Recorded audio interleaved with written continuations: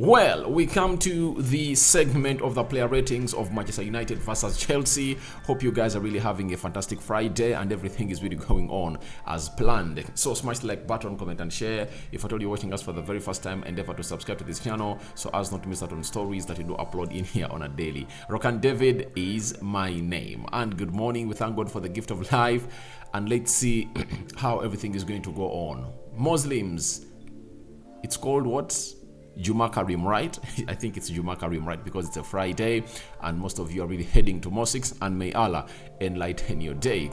Having beaten Chelsea by 4-1, we come here to rate all the 16 players that played that game or that were part of that game, with Erik ten Hag making it the 17th man. Then we come up with what we call the man of the match, who is really going to be exciting, and I can't wait to tell you my man of the match, and you too, I know you can't wait to tell me who your man of the match is gonna be. Smash the like button, comment and share, and continue to subscribe to this channel so as not to miss out on stories that we do upload in here on a daily. Now,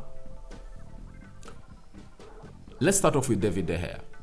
One of the things that excited me yesterday about David De Gea, it's not about the saves he made. He made very good saves. You know, when you continue doing something on and on and on and on a regular basis, we tend to really forget it.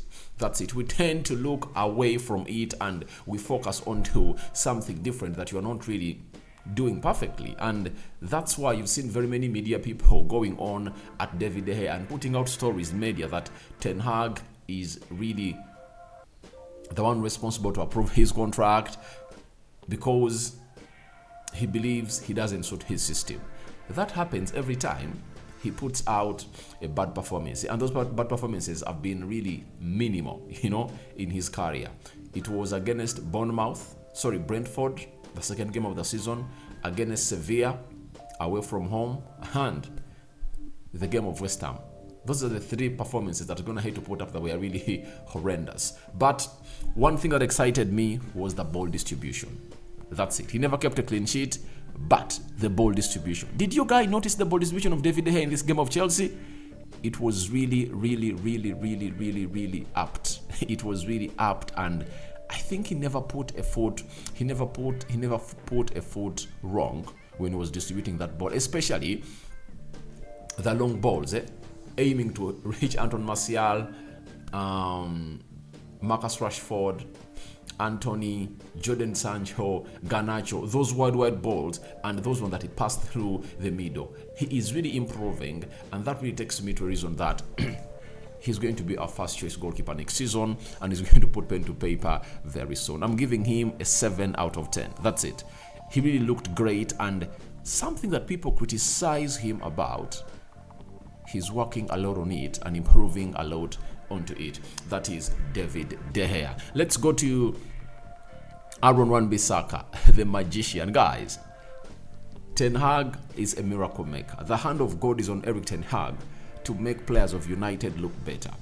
One of the most improved players under Erik ten Hag is Aaron Wan-Bissaka, and for the previous 4 or 5 games, Diego Dallo has not started any of those games. He has played off the bench. It shows you how much Aaron Wan-Bissaka has elevated as a right back. And in the game of Chelsea, he was really solid at the back. I like the way he kept that back post. Do you know that he won close to 4 crosses of that back post? And remember, during the days of Ole Gunnar Solskjaer, we conceded very many back post goals because Aaron Wan-Bissaka couldn't keep his ball. But this time around, he keeps his ball, keeps his man, and obviously does the needful when going forward. And Ten Hag is simple. He tells you, you can do the number of touches you want, provided you don't lose that ball. That is Erik ten Hag for you. So Bissaka has turned really into a very good player and is exceptional. I understand he's going to hate to secure his future at Manchester United. That means we aren't going to go in for a right back, according to me. So Bissaka, 7.5 out of 10 for me. He looked really great. He looked really great, and there was no outlet onto his side. That is the right back of United. Then we go to Luke Shaw. He was one of the worst players, and I think rumor has it that he really had a knock, but I don't really believe he really had a knock. Ten Hag just took him off because Madueke had turned him into an avenue. In the first half, the most threats we got from Chelsea came off the left side of the central defense. Luke Shaw couldn't contain Madueke. And for your information, Madueke could just attack him alone. He never had the support of Azpilicueta, because Azpilicueta is a grown-up man who cannot really play that line, run to and fro. That is Azpilicueta for you. And that took us to a level of coming out and really saying, God, why is Luke Shaw looking this bad? And I was really worried, as we head into the finale of the FA Cup. If Luke Shaw is going to play like that, City are going to tear us apart. That's it. So, Luke Shaw really looked bad. Good enough, the manager took him off at halftime and brought in Malacia. And you saw it that when Malacia came in through, at least we got what we call some solidity onto the left back of Manchester United. Luke Shaw, I'm giving him a 5.5 out of 10. That's it. I understand was the reason as to why we got the free kick for us to go on and really score. But to be a decent left back, you need to balance the two very well, the defensive and offensive. I understand he's one of the best left backs in the league this season, but the game against Chelsea, he looked horrible. He looked horrible, and I'm giving him a 5.5 out of 10.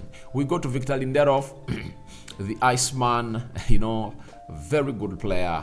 He has managed to keep Harry Maguire out of the team ever since Luke Shaw and Varane returned from injury. And we all know why he's done that. He's really that man who has always gone ahead to keep himself into the best positions of that defense. He's press resistant, his game reading is really apt. You saw that pass, that he played to Anton Martial, though Anton Martial had a heavy first touch and he controlled it poorly, but he has that moment of magic that he can create for the team. He reads well the runs of the center forward while he's playing into the central defense. And there is nothing that Harry Maguire does better than Victor Lindelof. And I think it's now vivid enough that Ten Hag has to sell Harry Maguire. The moment Kim Min-jae comes in through, Harry Maguire has to walk out. So I'm giving Lindelof a 7 out of 10 for me. We go to Rafael Varane. This guy is just great. I now understand why he had a very poor season. His debut season at Manchester United. He lacked confidence. However good you are, when confidence is not by your side, you cannot really put out the best that we deserve from you. So this season, confidence is really high. You saw him yesterday against Chelsea. He could even go up front and sit players down, then pass that ball down. And his composure is really out of this world. His game reading, the leadership in that central defense, Because in the first half, we found ourselves in a position of not conceding any goal because of that back five. That's it. The midfield was porous. The press was really half. It was not a full press. It was a half press that led to the division of the forwards and the midfield, such that Chelsea could even play through our press easily. So that central defense really kept us in the game. Though we scored 2 goals, but Chelsea had the best chances of the game. And I'm giving Varane a 7 out of 10. Casemiro, guys. Casemiro. This guy. I saw a tweet coming in from Gary Neville that if United never had Casemiro, they wouldn't have gone ahead to qualify for the Champions League. I partially agree with it and partially don't agree and partially disagree with it, because if Casemiro wouldn't have come in through, Ten Hag would have gone ahead and really brought in a CDM, because this has been an area that Ten Hag identified before he came to the club. That's why he went in for Frankie de Jong and chased him for 3 months and never got him. And then he tried Rabiot, failed, and then brought in Casemiro. I think we signed the best central defender in the world. And for me, he wins the United Player of the Year award. That's it. I understand Marcus Rashford was going ahead to put in good performances, Lisandro Martinez, but this player, Casemiro, is different. In the most important games of the season, you saw what he was going to do. Scored the win against Bournemouth and he scored the opening goal against Chelsea. So he too was responsible for that second goal, for the secondary assist. That no-look pass to Jadon Sancho, and Jadon Sancho really calmed down ice cold, finds a pass onto the back post to release Anton Martial to score the second goal towards the final minute of the first half. It shows you how good he is. The slide backs he made, tracking back, trying to really win those headers. Blocks, he is really phenomenal. And I'm giving him an 8.5 out of 10 for me. He really looked great. That is Casemiro. Now, Eriksen, guys, 6 out of 10 for me. He is really the reason as to why Casemiro is not looking good. If you get a player like Rabiot and play him next to Casemiro, or you get in Caicedo and play him next to Casemiro, you expect a lot of tenacity and athleticism into that midfield, because Casemiro won't be doing that job alone. But let me tell you, this entire season, Casemiro has been doing that job alone, and you see his best when he's playing with Fred. Do you know why? Fred is really athletic. He's really tenacious. He covers huge distance, and Casemiro doesn't find himself in a single pivot, But when he's playing with Eriksen really lacks energy to run that midfield. And I believe Ten Hag needs. That's why Ten Hag is going in for an athletic number 8 who can really play the box-to-box role very well, and obviously provide us with what we call a defensive cover. I'm giving him a 6 out of 10. We go to Anthony. Had a chance created for Anton Martial. Looked selfish going in for colors before he really got an injury. I'm giving him a 5.5 out of 10. That's it from me for Anthony. Injured, but they told us I was not taken to hospital. Let's wait and see after 24 hours and see how the injury is going to be. But it looks like it's a season-ending injury for him, something that we wouldn't like to embrace as we go into the finale to face a team known as Man City. Because for Man City, they are going to really provide lots of spaces for us to play in. That's it. And I think if I don't have spaces, you really have Anthony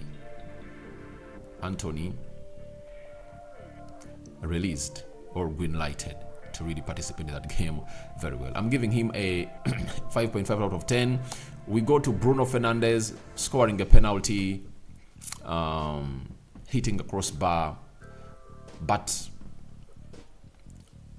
he was the leaders on the pitch, but I don't really see that much he did in the game of Chelsea. That's it. But he scored a goal, and I'm giving Bruno Fernandes a 6.5 out of 10. We go to Jadon Sancho. Started off the left, and it has shown us that Sancho plays better on the right than off the left. I believe ever since Sancho returned from rehabilitation, this has been his best game. And for him to hit his form at this moment is really important, because we have a finale against City. If Sancho can rise up to the occasion and play as he played yesterday against Chelsea, then we are going to find ourselves in a position of really haunting that City side a lot. His deliveries onto the right side led to him to contribute 2 goals. That is Jadon Sancho for you. And there are very many other chances that he really created. And the way he skipped past those players of Chelsea was really good. And I think it's going to give Ten Hag a thought, or in his mind, to go on and even think of really starting him in the finale on the right against Man City. He really looked great. Sancho played, to me, his best game ever since he returned from rehabilitation from the Netherlands, and he exploded, he shone, and he showed us what Sancho is all about. Off the right, he's marvelous.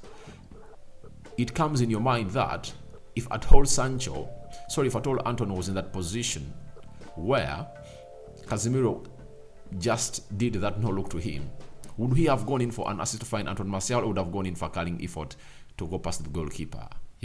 We are all dubious on us scoring that second goal if at all it's Anthony, because it's selfish.